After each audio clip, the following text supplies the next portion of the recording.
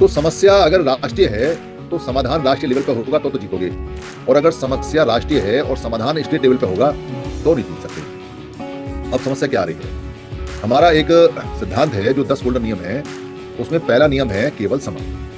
अब इस केवल समण का मतलब समझो क्या है। हमारी जो समस्या है वो पूरे भारत की समस्या है, 120 करोड़ समणों की समस्या है। उनको उनके राइट्स, उनके अधिकार, उनको जो मिलना चाहिए देश के अंदर वो नहीं मिल रहा है बहुत दिनों से। पर वो जो मिलेगा वो देश के संविधान से, देश की पार्लियामेंट्री से और देश के अंदर नियम बनाने से वो अधिकार मिलेगा। और उस नियम बनाने के लिए, उस अधिकार को प्राप्त करने के लिए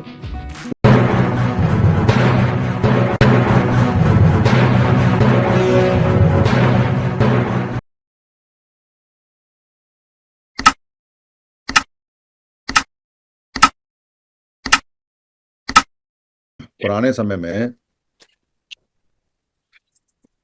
जब लोग रहते थे तो ज्यादा दूर तक नहीं जा पाते थे। पैदल आना, पैदल जाना, तो यात्राएं करने के लिए बड़े ही कठोर साहस की जरूरत पड़ती थी। बहुत ही उत्तम अगर किसी में साहस है, जोखिम लेने का भाव है, खतरा ले सकता है मोल, और ऐसा भी सोचे कि पता नहीं वापस आएगा या नहीं आएगा, तो यात्राएं करता था। यात्राओं के परिणाम सुखद भी होते थे और दुखद भी होते थे। पानी की यात्रा करने गया तो जहाज लौट के आया ही नहीं, पता नहीं कहां से कहां भटक गया, टूटा फटा। कई बार यात्री जाता था तो उसका तिलक, उसकी पूजा अर्चना करने उसके रिश्तेदार सब मिलने आया करते थे। रेगिस्तान में जाएगा, भटकेगा, पता नहीं कौन देश, कैसा देश, लौट के आएगा या नहीं आएगा। पहाड़ों में जा रहा है तो पता नहीं शेर खा जाए, चीता खा जाए, आएगा या नहीं आएगा। मैदानों में जा रहा है, पठारों में जा रहा है तो पता नहीं कहां तक चलेगा, कहां तक आएगा। तो सारे क्षेत्रों में जितने भी यात्राएं लोग करते थे,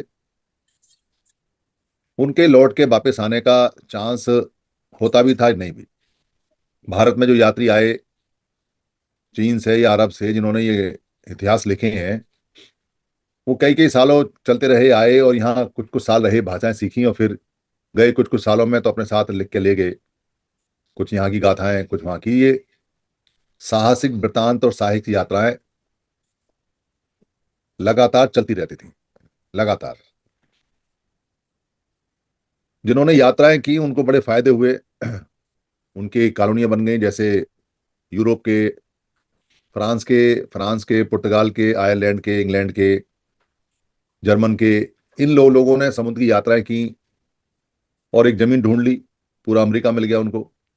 बड़े सारे आइलैंड थे जो उन्होंने कब्जा कर लिए और बहुत से देशों पर राज किए और बहुत सारे देशों से व्यापार किया। अपनी भाषाएं उन्होंने दूर दूर तक पहुंचा दी। भारत के लोगों की जो यात्राएं हैं वो छोटी छोटी रही।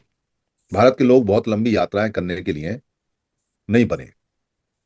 कारण यात्राएं वो लोग करते हैं या तो जिनको रोमांच हो, एडवेंचर चाहिए, जीवन में रोमांच चाहिए, और या जिनके पास अभाव है। तो अधिकतर जो यात्राएं की वो अभावग्रस्त लोगों ने की। जैसे यूरोप के अंदर आलू की फसल होती है और आलू की फसल पे वो सारे जीवित रहते हैं। आलू की फसल खराब होगी तो भुखमरी हो गई आयरलैंड में, तो उनको आपस में लड़े, फिर उनको देश छोड़ के बाहर भागना पड़ा कि देखें कहीं कुछ मिल जाए। और भी देशों की कहानी है।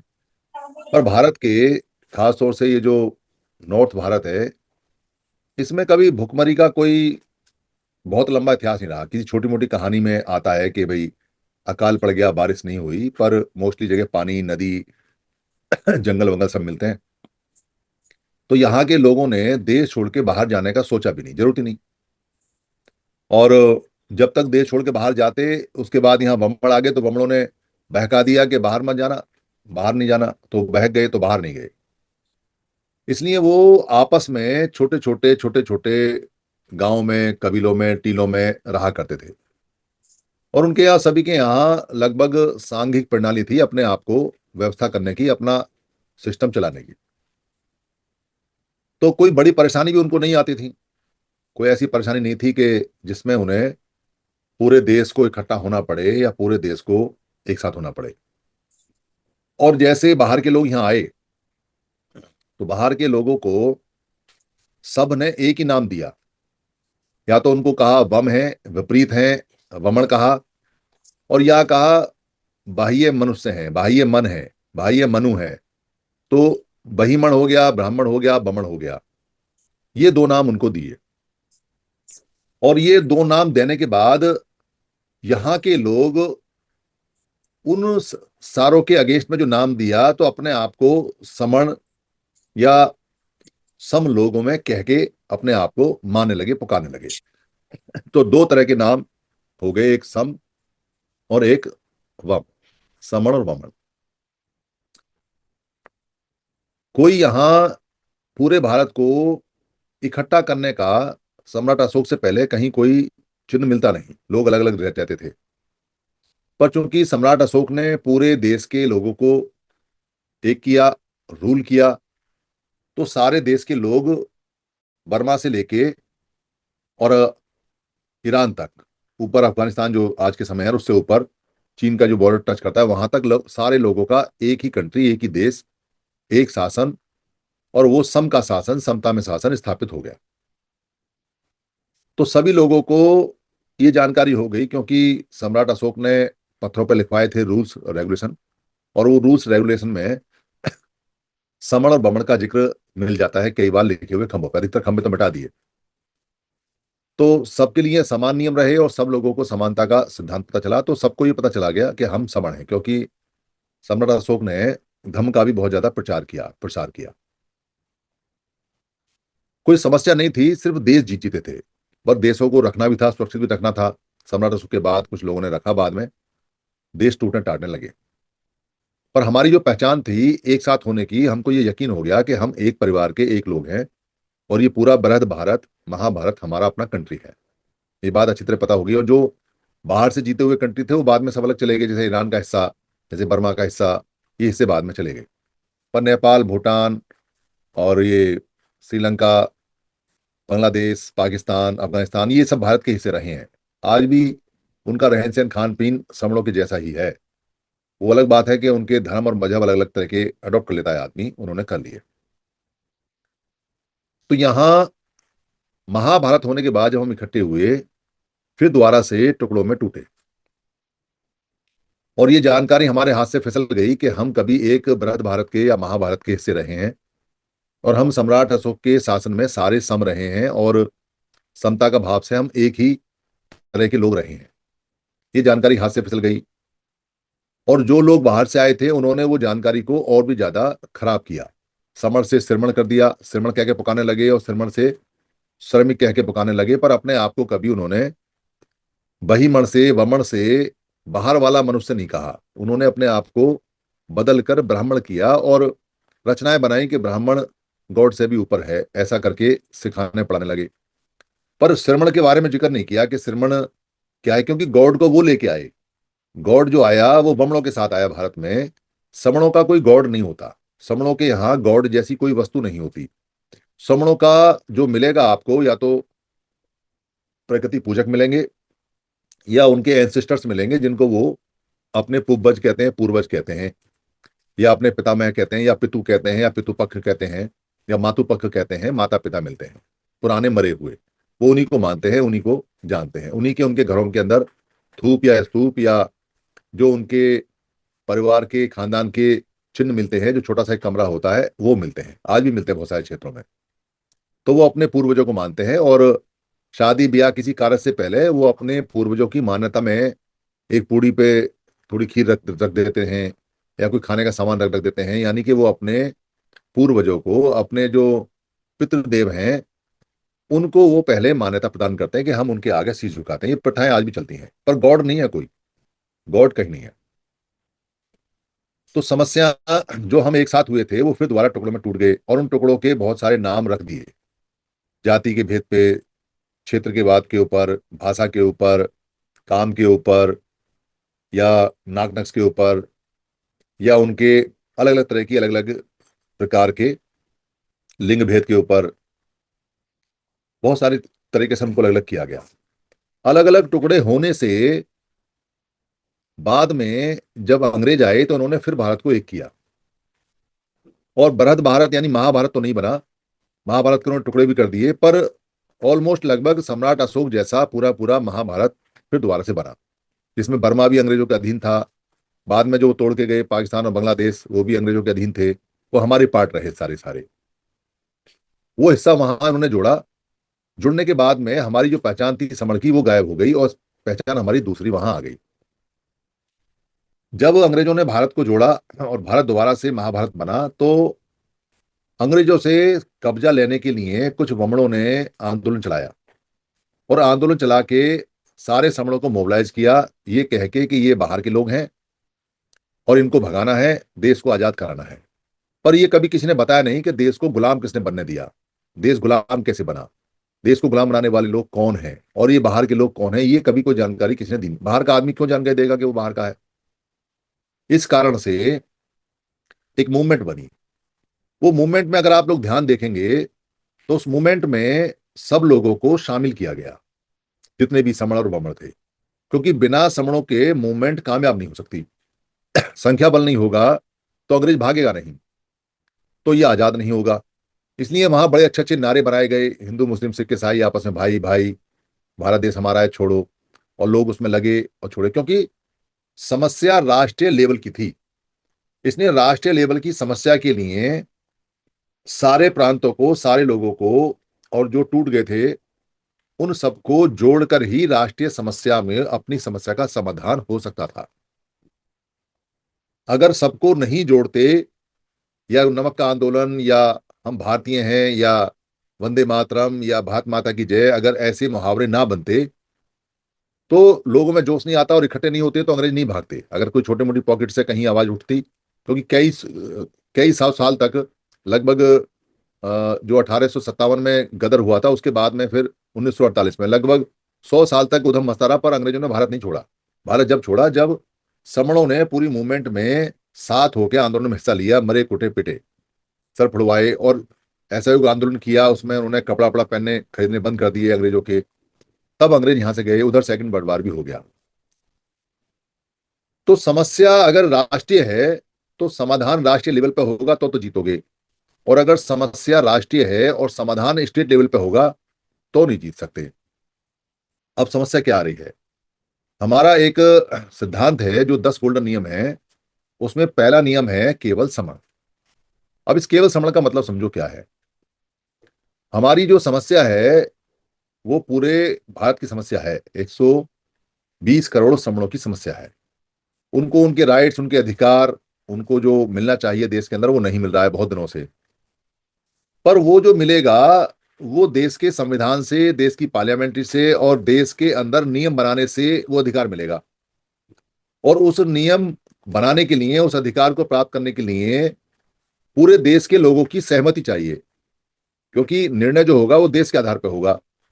अगर पूरे लोगों की सहमति नहीं है, वो एक साथ नहीं है, तो निर्णय नहीं होगा फेवर में, चाहे कितना ही कुछ भी करते रहें। तो निर्णय कैसे हो, जब सारे सारे लोग एक साथ हों। और एक साथ कैसे हों, जब देश को आजाद कराना था, तो देश को बता दिया कि भाई सब लोग एक हैं, हम ये बाहर, और हम सारे लोग यहाँ के हैं। तो लोगों ने इस बात को मान लिया, स्वीकार कर लिया, इसलिए वो इकट्ठे हुए। पर अभी अंग्रेज तो है नहीं, इसलिए किसको कहें कि कौन अधिकार लेके जा रहा है। तो जो अधिकार लेके जा रहे हैं और जो नियम नहीं बना रहे हैं, वो सारे सारे वमन हैं।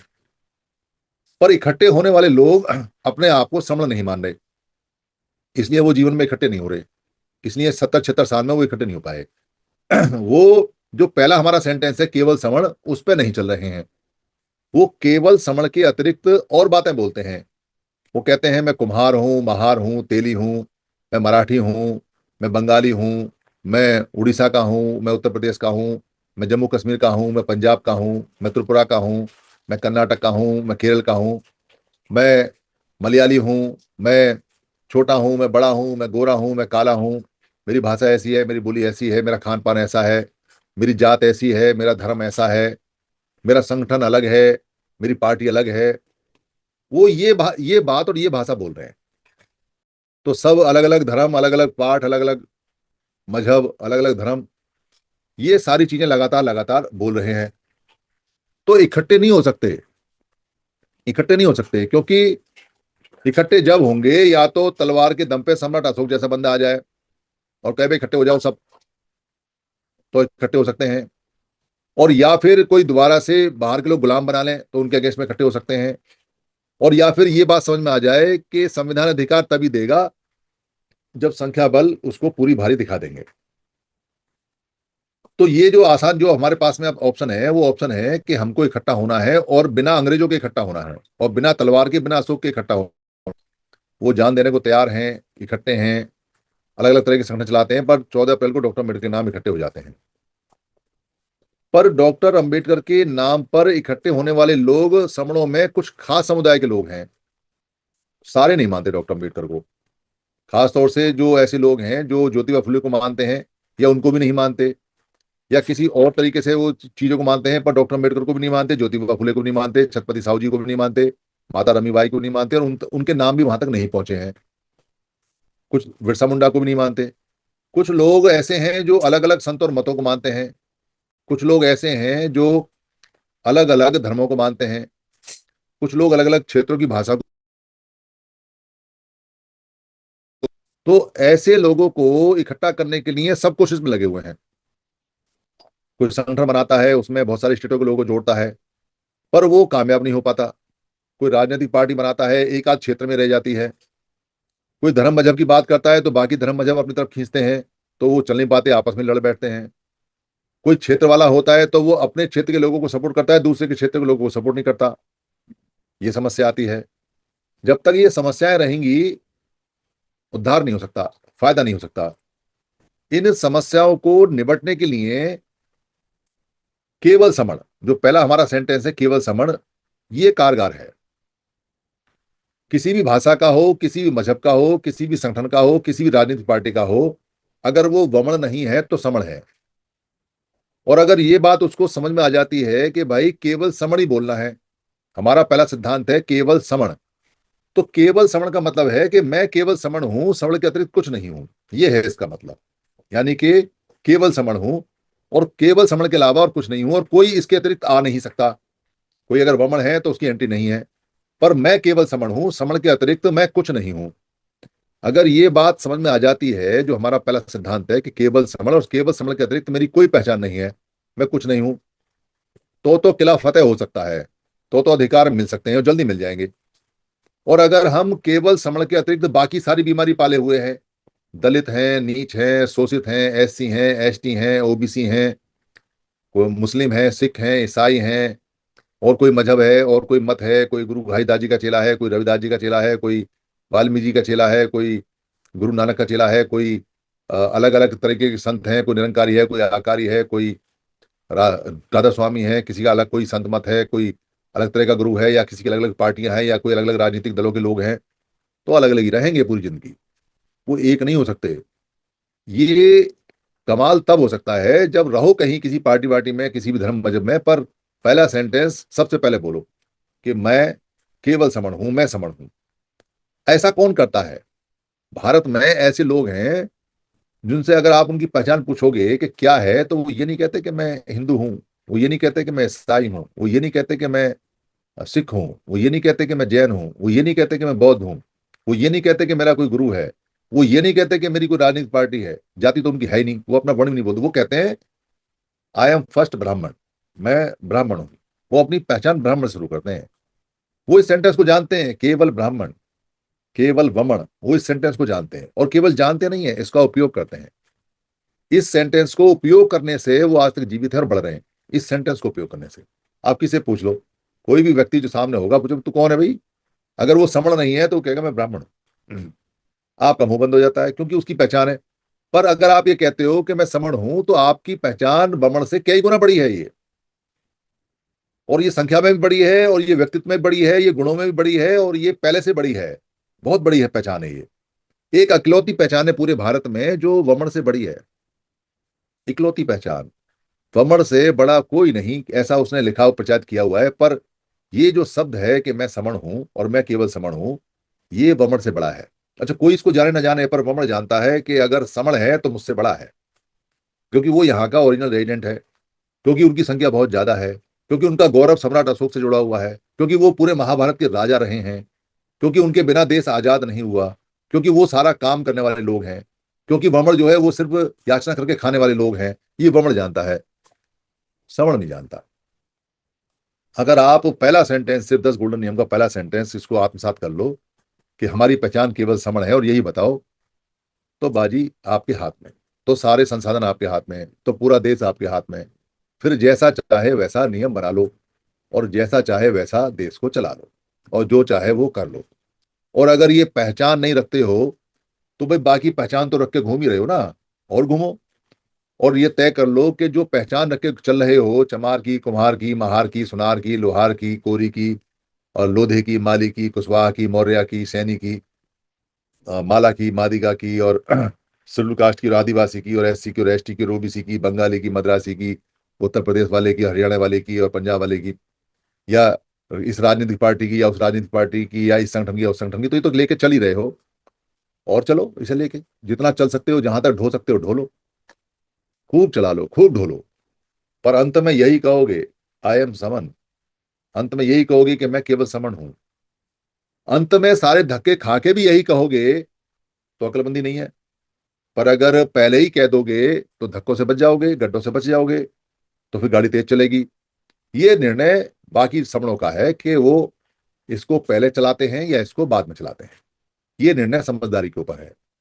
इस निर्णय से समझदारी का पता चलता है कि आप इसके पहले सेंटेंस को, केवल समण को, कितना समझते हैं। इसीलिए मैं बार बार बोलता हूं कि इस पूरे समण संघ का जो 10 गोल्डन नियम है, और पूरे समण संघ का जो आधार है, इसका पहला नियम है केवल समण।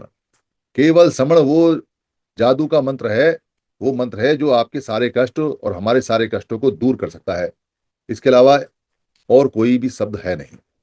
और जैसे जैसे हम इसको सीखते जाएंगे, जैसे जैसे हम जानते जाएंगे, वैसे वैसे हम आगे बढ़ते जाएंगे। मेरी किसी बात से अगर किसी को कोई परेशानी हुई हो, हानि हुई हो, तो मैं संघ से माफी चाहता हूँ। संघ मुझे माफ करे, संघ मुझे माफ करे, संघ मुझे माफ करे। संघ नमामि, संघ नमामि, संघ नमामि, संतों को बंदामी।